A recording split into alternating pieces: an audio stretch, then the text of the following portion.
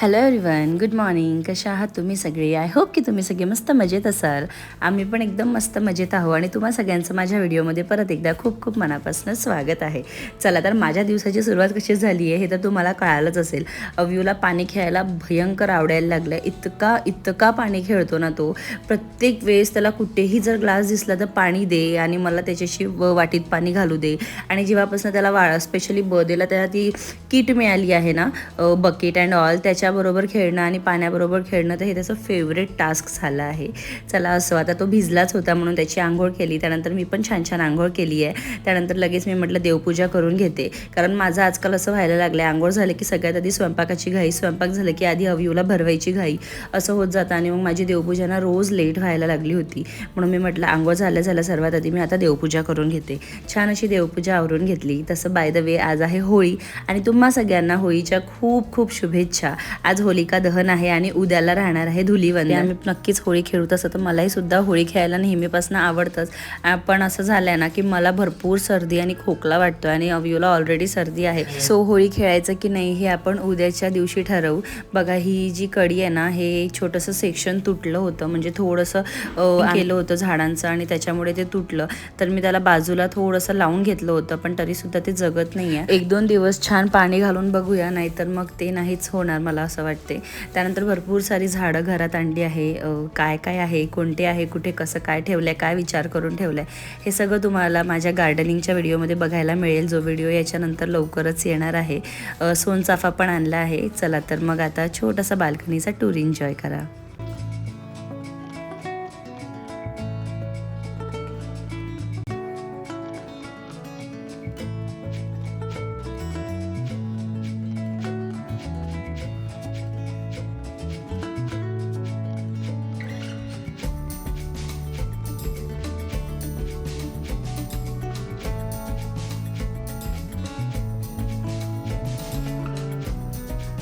काल Sunday market होता आणि म्हणून भरपूर सारे असे फ्रूट्स वगैरे मी घेऊन आली होती. सो त्यात मी संत्रा पण घेऊन आली होती आणि एकच आम्ही संत्रा काल असं ओपन करून टेस्ट करून बघितला, तर तो प्रीतमला आणि अव्यूला एवढा आवडला की त्यांचं असं होतं की मला दुसरा पण खायचा आहे. पण इव्हिनिंग झाली होती म्हणून मी त्यांना काय म्हटलं की दुसरा खाऊ नका, बिकॉज इव्हिनिंगला आंबट वगैरे नको खायला आणि अव्यूला ऑलरेडी सर्दी होती. तो संत्र दिसला आणि त्याचं परत सुरू झालं की बाबा मला हवा आहे आणि म्हणूनच इथे प्रीतम त्याला पील ऑफ करून देत आहे. तसं तर तो 2-3 खातो, त्यानंतर तो खात नाही आणि त्याच्यानंतर अर्धा एक तासाने त्याला आठवते आणि मग तो परत मागतो. म्हणून आता त्याला 2-3 देईल आणि बाकी नंतर तो जेव्हा त्याला इच्छा होईल तेव्हा तो खाईल. पण संत्र खरंच हे जे प्रॉपर संत्र आहे ना, जे ग्रीनिश कलर, ग्रीन आणि ऑरेंजमध्ये असतं, ते खूप टेस्टी आहे. म्हणजे आता मार्केटमध्ये आले ते मला काही दिवसापासूनच दिसत आहे. टेस्टला खूपच मस्त आहे. खूप गोड पण नाही आहे आणि खूप आंबट पण नाही आहे. एकदम ते खट्टा मिठा टाईप म्हणतात ना, तशा टाईपमध्ये आहे आणि खरंच तुम्ही सुद्धा नक्की घ्या.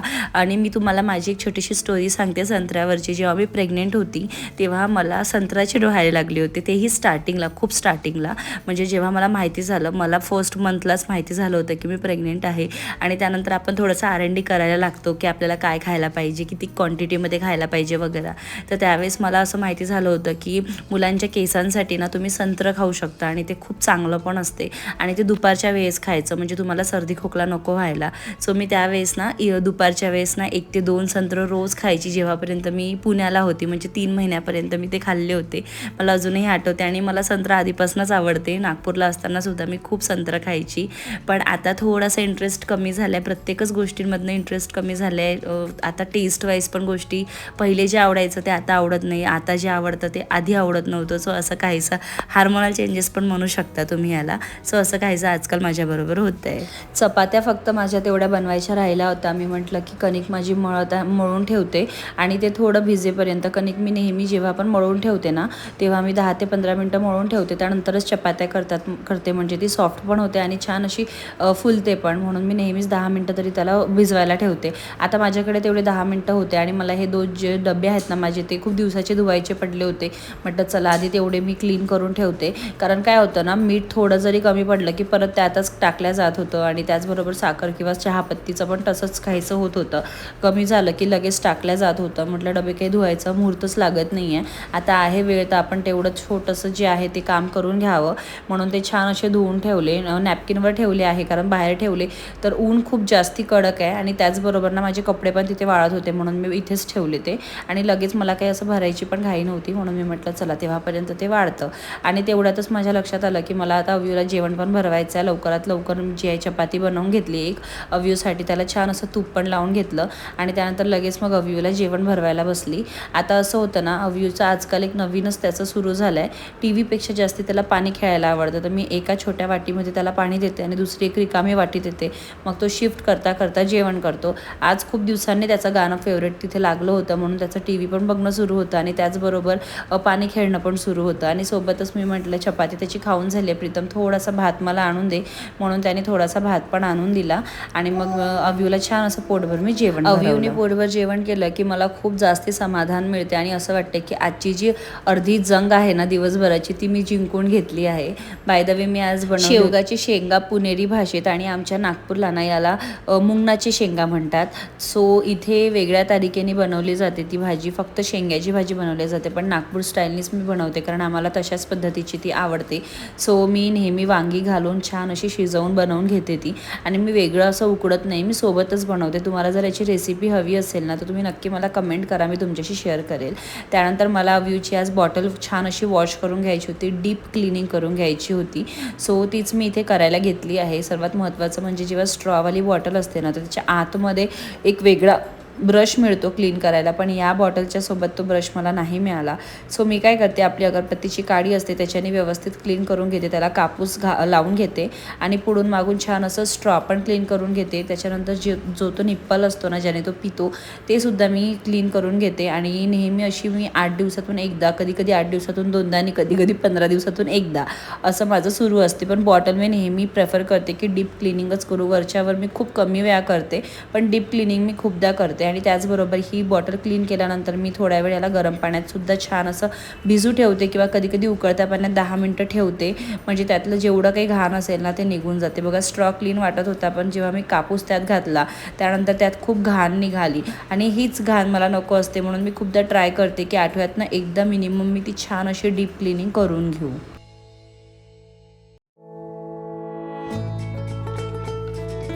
माझं इथे बॉटल क्लीन करणं सुरू आहे आणि अव्यूचं तेच मध्ये मध्ये करणं सुरू असते. त्याचं नेहमी असं असते की आई दे मी तुला मदत करते. तू काही करत असेल ना तर प्रत्येक गोष्टी स्वतःच्या हाताने घ्यायचं, त्याला एक्सपिरियन्स करायचं, त्याचं काय कसं करता येईल काहीतरी वेगळंच करायचं, असं नेहमी कंटिन्यू अव्यूचं काही ना काही सुरूच असते.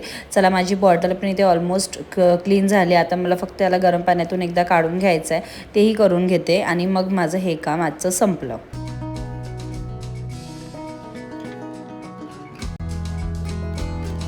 इथे माझे जे बॉटल्स मी क्लीन करून ठेवले होते ना डबे, तेच पण इथे छान सुकून गेले होते. त्याला पण एकदा टिश्यू पेपरने छान असं आतमधून पुसून घेते, म्हणजे काही जरी थोडं पाणी असलं तर ते टिश्यू पेपर इझिली ॲब्झॉर्ब करून घेतं.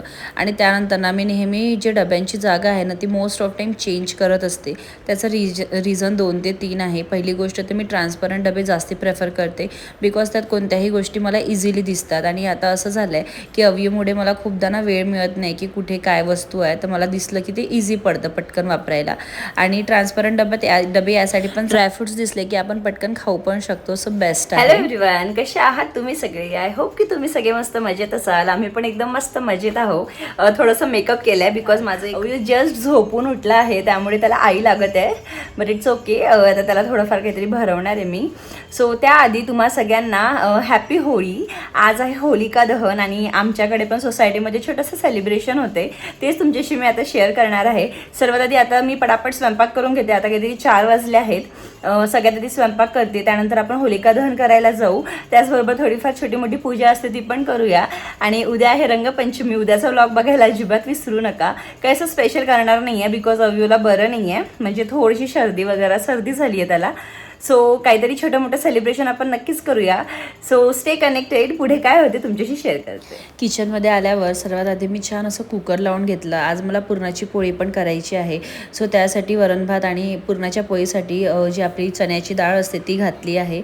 आणि यावेळेस ना मी पुरणाची पोळी थोड्या वेगळ्या तरीकेने बनवणार आहे. म्हणजे जशी पुणेकर स्टाईल असते ना, पुण्यातले लोक जशी बनवून खातात तशी. त्यांनी 2 गोष्टी चांगल्या होतात. पहिली गोष्ट तर त्यात शुगर वापरल्या नाही जात, त्या गूळ वापरल्या जाते. सो ती एक चांगली गोष्ट. आणि दुसरी म्हणजे ना, जर आपण पुणेरी स्टाईलमध्ये पुरणाची पोळी करतो आहे तर त्यासाठी तुम्हाला चपाती करायची गरज नाही पडत. जी आमटी, कटाची आमटी म्हणतात ती असते आणि त्याचबरोबर पुरणपोळी खाल्ल्या जाते. सो मी पण पहिल्यांदाच ट्राय करते, म्हटलं चला तुमच्याशी पण शेअर करते. सो बनवताना मी काही चुकली तर तुम्ही मला सजेशन देऊ शकाल. चला तर मी अव्यूसाठी इथे ना पपया कट करून दिला आहे आणि तो खायला थोडा नखरे करत होता म्हणून वरून थोडीशी साखर स्प्रिंग केली. म्हणजे त्याला साखर आवडतं तर ते दिसल्यावर तो तेही खाईल, म्हणजे पपयाही खाईल असं माझा मोटो होता. आणि तो सक्सेसफुल झाला आणि तो खातो आहे. मला ना खूपदा असं ट्राय करत राहावं लागते की तो कसं खाईल, त्याला काय दिल्याने तो ती गोष्ट जी आहे ती खाईल. आणि अशा पद्धतीने कधी कधी मी सक्सेसफुल पण होते. ओके, सो आता अव्यू त्याचा पपया एन्जॉय करतो आहे. प्रीतमला पण पपया कट करून दिला आणि मी म्हटलं मी पण थोडं खाऊन घेते कारण अजून वेळ आहे, होलिका दहननंतर जेवण होईल. सो मी इथे मेकअप केला होता ते म्हणजे हा जो प्रोडक्ट आहे ना, जी छोटीशी रॅक आहे, वुडन रॅक, ज्याचा व्हाईट कलरचा स्टँड आहे, त्याचं मला शूट करून घ्यायचं होतं आणि त्याच्यासाठीच मी ते तिथे सगळं क्लीन करून व्यवस्थित असं ठेवलं आहे. कारण ते शूट करायसाठीच मी सगळं केलं. आणि इथे ना आणखी पण होम डेकॉरच्या काही वस्तू येणार आहे, ते सुद्धा मी तिथे ॲड करेन आणि तुम्हाला लवकरच दाखवणार आहे. सो आता थोडा अजून वेळ होता, म्हटलं चला माझ्याकडे ना संत्र पण ठेवली होती, संडे मार्केटमधून आणले होते आणि संत्र मला प्रचंड आवडतात. आणि अव्यूने 2-3च फोडं खाल्ले आणि त्यानंतर तो खायला नाही म्हणत होता. आणि प्रीतम आंबट किंवा आंबट गोड अशा वस्तू कधीच काही खात नाही. सो हे सगळं माझ्यावरच येऊन पडतं आणि ते मला हेल्दीही वाटतं आणि माझ्या आवडीची गोष्टही आहे. तर मी सुद्धा खूप आवडीने ती खाते आणि इथे मी तेच खाते. चला तर आता स्वयंपाक करायची तयारी सुरू केली. सर्वात आधी एका कढईमध्ये थोडं तेल घेतलं, त्यात 3 ते 4 असे लसणाच्या पाकळ्या घातल्या, त्याचबरोबर थोडंसं अद्रक बारीक करून घातलं, थोडंसं खोबरं घातलं छोटे छोटे तुकडे करून आणि सोबतच कांदा टाकला. छान असं याला परतून घेतलं, हलकंसं लालसर होईपर्यंत सगळं छान असं याला परतून घ्यायचं आहे. बघा आता हे लालसर झालं आहे. आता हे थंड होईपर्यंत वेळ होतं कारण हे थंड होऊन आपल्याला मिक्सरमध्ये ग्राइंड करायचं. तेव्हापर्यंत म्हटलं माझी जी पुरणाची डाळ आहे ती सुद्धा थंडी झाली आहे, पण त्यासाठी मला जे पुरणाची पोळी बनवायसाठी जे स्पेशली पीठ असतं ना ते मळून घ्यायचं होतं. सो त्यासाठी पीठ, हळद आणि थोडंसं मीठ असं मिक्स करून घ्यायचं आहे. आणि त्याला हलकंसं म्हणजे असं आपण चपातीसाठी कसं गाढं मळते ना थोडं, सो मला हे थोडंसं पातळसर मळायचं होतं. म्हणजे पातळसर म्हणजे नरम जी आपण पीठ मळतो तसं मला हे मळून घ्यायचं होतं. सो तेच मी इथे मळायला घेतलं आहे. म्हटलं मळल्यानंतर त्याला 10 मिनटं 15 मिनटं रेस्ट पण द्यावं लागते. आणि खरं सांगते पुरणाच्या पोळीचा स्वयंपाक आहे ना खूप वेळ लागणारा पण असतो. सो ते करतपर्यंत मला थोडा वेळच लागणार होता म्हणून मी साईड बाय साईड सगळ्याच गोष्टी करायला घेत होती. त्यानंतर माझं जे कांदा लसूणचं थंड करायचं होतं ना ते पण इथे थंड झालं होतं ऑलमोस्ट. सो तेच मी इथे वाटायला घेते आहे. म्हटलं याला वाटून घेते आणि त्यानंतर मला याचा जो मसाला आहे त्याच मसाल्याबरोबर कटाची आमटी बनवून घ्यायची आहे. थोडीशी कोथिंबीर आणि त्याचबरोबर थोडी जिरे पण ॲड केलं आहे आणि याला छान असं बारीक करून घ्यायचं आहे. बघा मी इथे ना छान असं मिक्सरमध्ये बारीकसुद्धा करून घेतलं आहे. चला तर आता सर्वात आधी याच तेलामध्ये मी आधी कढीची फोडणी देणार आहे. मी म्हटलं राई जिरं टाकायचं सर्वात आधी. कढी आपण जी बनवतो सिंपल, मी माझ्या कशा पद्धतीने बनवते ते तुम्हाला सांगते. थोडंसंच तेल घेते, त्यानंतर जिरा मोहरी घालायची, छान असं त्याला तळतळू द्यायचं. त्यानंतर थोडीशी मेथी घालायची. मेथी मी सोबत घालत नाही तर ती जळून जाते. सो त्यानंतर थोडीशी मेथी घातल्यानंतर लगेच आपलं कढीपत्ता घालायचा आणि त्याचबरोबर थोडंसं अद्रक लसूण घालायचं. अद्रक पण घालते मी, आज विसरली होती, मग मी वरून त्याला थोडं असं बारीक करून घातलं होतं. त्यानंतर थोडी मिरची घालायची कारण आपण यात मी तिखट घालत नाही, सो मी मिरचीच घालते आणि मला हे असंच आवडतं. त्यानंतर दहीमध्ये ना थोडं बेसन घालून त्याला छान असं घोटून घ्यायचं, म्हणजे बारीक करून घ्यायचं. आणि त्यानंतर भरपूर जेवढी तुम्हाला पातळ हवी आहे त्यापेक्षा थोडं जास्ती पाणी याला घालायचं. आता बघा मी इथे घातलं आहे. त्यानंतर इथे मीठ घातलं आहे. याला छान अशी उकळी येऊ देईल मी आणि उकळी आल्यानंतर याची कन्सिस्टन्सी चेक करायची. जर तुम्हाला उकळी आल्यानंतर अजूनही पातळ हवी असेल तर थोडं पाणी तुम्ही घालून परत एक उकळी काढू शकता. अदरवाईज खूप लोकांना घट्ट पण आवडते कढी, सो ते तसंही खाऊ शकतात. त्यानंतर थोडीशी कोथिंबीर घातली आणि असं काहीसं माझी कढी रेडी आहे. आता मी याला उकळी येऊ देईल आणि त्यानंतर माझी कढी रेडी आहे.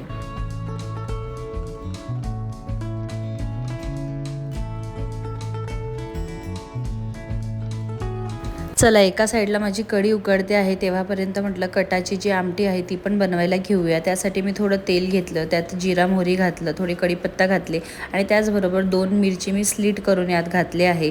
त्यानंतर आपण जो ऑलरेडी मसाला रेडी करून ठेवला होता कांदा कोथिंबीर वगैरेचा तो इथे छान परतून घ्यायचा तेलाबरोबर. त्यानंतर मसाल्यांबरोबर छान आपले ड्राय मसाले जे आपण घातले आहे ते पण छान असं मिक्स करून घ्या. 5 ते 7 मिनटं यालासुद्धा छान असं परतून घ्या.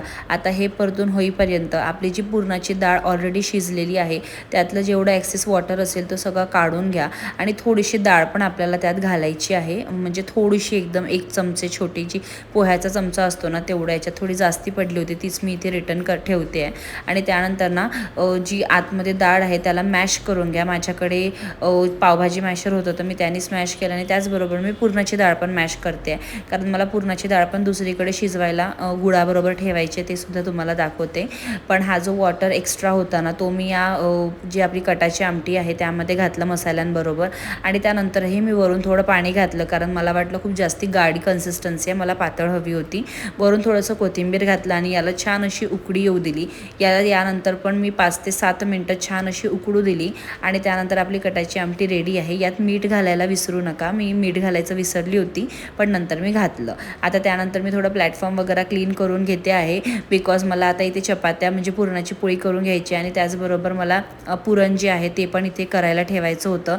पण त्यासाठी ना मला खोबरं कीस, जायफळ आणि त्याचबरोबर इलायची पावडर हे सगळं छान असं बारीक करून घ्यायचं होतं. आणि माझं गूळ जे आहे ना ते माझ्याकडे ब्रिक होतं मोठं. माझं जे गूळ आहे ना ते थोडं हार्ड होतं, सो मी त्याला किसून घेतलं आणि ते इझी पण पडत होतं.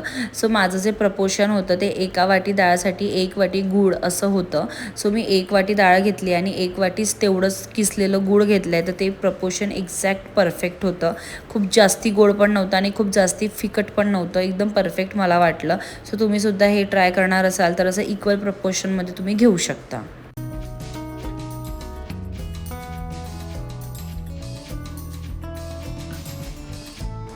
गूळ आणि जी आपली डाळ आहे त्याला छान असं शिजवून घ्यायचं. त्यानंतर त्याची जी कन्सिस्टन्सी आहे ना ती या लेवलपर्यंत गाढी येते. आता यात मी थोडं खोबराकीस घातलं आहे, त्याचबरोबर जायफळ मी यात किसून घातलं आहे आणि त्याचबरोबर मी घातला इलायची पूड. हे सगळं नक्कीच घाला. तुम्हाला जर ड्रायफ्रूट्स आवडत असेल तर तुम्ही ते सुद्धा इथे घालू शकता. मी ड्रायफ्रूट्स नाही घालणार होती, कारण मला जी चपाती आहे ना ती लाटून बनवायची होती आणि जर मी लाटून चपाती बनवते आणि ड्रायफ्रूट्स घातले तर ती चपाती फाटून जाईल माझी 100%. सो ती गोष्ट मला माहिती होती आणि म्हणूनच मी फक्त जे बेसिक आहे ना तेवढंच घातलं. आणि बघा याची कन्सिस्टन्सी अशी झाली आहे की तुम्ही याचा लाडूसुद्धा व्यवस्थित असा बांधून घेऊ शकता, कारण आपल्याला असे लाडू करूनच जे आहे ते स्टफिंग करून घ्यायची आहे. सो इथे माझं ऑलमोस्ट हे सगळं रेडी झालं आहे. आणि त्याचबरोबर माझ्याकडे भजे मला बनवून घ्यायचं होतं, त्याचंसुद्धा घोळ जे आहे ते मी ऑलरेडी रेडी करून ठेवलं आहे. आता चला पटापट आपण पुरणपोळी बनवायला घेऊ आणि एकीकडे भजी तळायला घेऊया. सर्वात आधी मी ना एक असा गोळा घेतला, तुम्ही बघू शकता हा चपातीचा आपला जसा गोळा असतो तसाच आहे, तेवढाच घेतला आहे. त्यानंतर त्याला मी असं वाटी बनवून घेतली त्याची, कारण मला त्याच्या आतमध्ये थोडंसं तूप घालायचं होतं आधी आणि मी चपातीमध्ये पण तूप घातलं आहे, त्याच्यावरच नाही. त्यानंतर त्याला छान असं लावून घ्यायचं आणि त्याच्यानंतर आपल्याला त्याच्यामध्ये जे पुरणाचा गोळा आहे ना तो घालायचा आहे. तुम्ही डायरेक्टही घालू शकता, पण मी प्रेफर केलं की थोडं तूप घालून करते, कारण मला माझी पोळी फुगवायची होती. सो आतमध्ये थोडं तेल किंवा तूप असलं तर ते छान असं फुगते. त्यानंतर मी त्याला छान असं स्टफिंग आपल्याला करून घ्यायचं होतं, म्हणून वरचं जे एक्सेस होतं ना पीठ ते काढून घेतलं. माझी जी पीठ आहे ना ते थोडं पातळ झालं होतं आणि जे आपली स्टफिंगचं पुरण आहे ते थोडंसं गाढं झालं होतं. ते माझं एक प्रपोर्शन चुकलं. मला नेहमीपासून एक गोष्ट कळते ती म्हणजे जर तुम्ही कोणता पराठा बनवत आहे किंवा कोणतीही स्टफिंगची वस्तू बनवत आहे तर तुमचं जर पीठ पातळ म्हणजे थोडंसं नरम असेल तर तुमचं जी स्टफिंग आहे ती सुद्धा नरम पाहिजे, म्हणजे लाटताना सेम फोर्सनी दोन्ही गोष्टी इक्वल जाते. पण आज माझं थोडंसं ते विस्कटलं, म्हणजे एक गाढं आणि एक पातळ असं झालं. पण तरीसुद्धा माझ्या चपात्या छान झाल्या होत्या. बट हां, ते जर प्रपोर्शन असतं ना इक्वल, जर दोन्ही नरम पातळ किंवा दोन्ही पण कडक असं, तर आणखी जास्ती छान पातळ झाल्या असत्या. तर माझ्या खूप जास्ती पातळ पोळ्या नव्हत्या झाल्या. पण तुम्ही बघू शकता असं प्रॉपर स्टफिंग आहे ना ती पूर्णपणे चपातीला बाहेरपर्यंत छान अशी लागली आहे. माझा तावा पण इथे छान असा तपून रेडी होता. तिथे छान असं तूप लावून घेतलं. त्यानंतर ही चपाती आहे ती त्याच्यावर घालून घेतली. दोन्ही बाजूनी छान भाजून घ्यायची चपाती. चला, माझा स्वयंपाक ऑलमोस्ट रेडी आहे आणि त्यानंतर मी इथे थाळी बनवून घेतली होती, कारण आपल्याला जायचं आहे खाली होलिका दहनसाठी. सो त्यासाठी लागणाऱ्या सगळ्या वस्तू मी इथे घेतल्या. यावेळेस मी नारळ विसरली होती, बट त्यासाठी मी देवाकडे माफी मागितली. चला तर छान पूजेची तयारी झाली आहे. म्हणजे सिंपलच असते आपलं हळद कुंकू वगैरे आणि थोडंसं कलर आणि त्याचबरोबर दही भात आमच्याकडे दिला जाते देवाला, पण मी पूर्ण प्रसाद देणार आहे, म्हणजे जे काही घरी बनवले ते. आणि त्याचबरोबर आज मी साडी नाही घालणार आहे. नॉर्मली मी काहीही असू द्या थोडंफार तरी मी साडी घालायचा पूर्णपणे प्रयत्न करते, म्हणजे मी घालतेच, मला आवडतं. पण आज मी इतकी दमली आहे, कारण सकाळपासून कंटिन्यू कामं होते, मग दुपारी थोडंफार शूट होतं, त्यानंतर ते एडिटिंगच्या मध्ये वेळ गेला, त्यानंतर अयूला थोडं बरं नाही आहे, त्याच्यामुळे त्याच्याबरोबर भरपूर टाईम स्पेंड करावा लागला आहे. सो आज मी सिम्पल असा ड्रेस घातला आहे. तुम्ही पुढे बघाल माझा ड्रेस हा मम्माने घेतलेला आहे. मस्त ड्रेस आहे, खूप कम्फर्टेबल आहे आणि तुम्हाला दाखवते काही. आणि तुला माहिती आहे का अयू, तू इथनं पडू शकते खाली. तुला माहिती आहे का तू पडू शकतोस इथून खाली, असं वन साईड झाला तर तू पडशील. तुला भीती नाही वाटत अयू? तर तू इकडनी चढ ना बाळ. तुला इथनंच का चढायचंय पण अयू, मला कळत नाहीये. तुला इथनंच का चढायचंय? इथनं खाली उतरून जा. Yes, come on. आणि इथून चढ आता. चढ, इथून चढ. असले म्हणजे कारस्थानी पोरगा आहे ना माझा, नको तिथे चढायचं करायचं, एवढा त्रास देतो. म्हणजे जे नाही म्हटलं ना तेच त्याला करायचं असते आणि खरंच खूप त्रास देतो. ओके, सो चला तर आता आपण निघूया. मी नैवेद्य घरी देवाला केलं आहे आणि प्रीतमला खूप प्रचंड भूक लागली होती, म्हणून त्यांनी जेवण पण केलं. सो आता आपण खाली जाऊ, छान असं दर्शन घेऊ, थोडंफार जे काही करायचं असतं ते करू आणि स्टे कनेक्टेड. देन अवयू पण येणार आहे. काय अवयू? होलिका दहन करायचं आहे ना? करायचं आहे? नाही करायचं आहे? चला तर जाऊ. मी पाणी विसरली होती, सो मी पाणी पण घेतलं आहे. चला तर आता निघूया.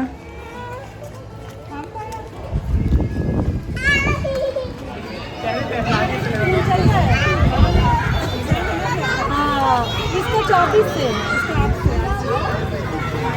तो शोने को लगा दो, दीदी को लगा दो, ये दीदी को लगाओ, दीदी से लगा दो.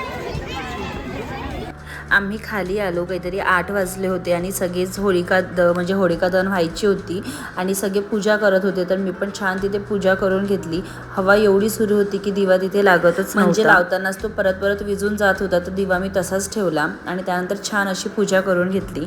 त्यानंतर तिथे भरपूर लोक आले, भरपूर गर्दी झाली आणि सगळेच होलिकाची छान अशी पूजा करून घेत होती. मला फक्त पाणी तिथे गोल फिरवायचं होतं, पण ते दहन झाल्यानंतर फिरवल्या जाते. तर मी प्रीतमला म्हटलं, जा तू पण एक फूल चढवून नमस्कार करून घे. त्यानंतर बघा इथे आता भरपूर गर्दी आली, सगळेच इथे छान अशी पूजा करून घेत आहे. ॲक्च्युली मला असं वाटतं की थोडंसं होलिका दहनचं जे पोझिशन आहे ना ते थोडं चुकलं होतं, कारण की जाण्या येणाऱ्यांना खूप प्रॉब्लेम होत होती.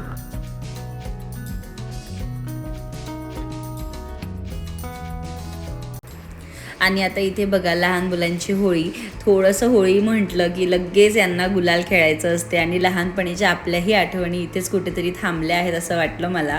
म्हणजे नॉर्मली असं असतंच ना की आपण पण लहान होतो तर होळीच्या 2-3 दिवसाआधीच आपली होळी सुरू व्हायची आणि इथे सुद्धा मुलांचं तसंच आहे. चला, इथे ऑलमोस्ट सगळ्यांनी येऊन छान अशी पूजा केली होती. त्यानंतर होलिका दहन झालं, होलिकाला जळवल्या गेलं आणि त्यानंतर ना सगळे असं गोल गोल पाणी फिरवत होते आणि ते मलाही करायचं होतं, कारण मी खूपदा बघितलं होतं घरी पण मम्मीला वगैरे करताना. सो तेच मी सगळ्यांच्या मध्येच जाऊन आपलं जे पाणी फिरवायचं होतं ते करून घेतलं.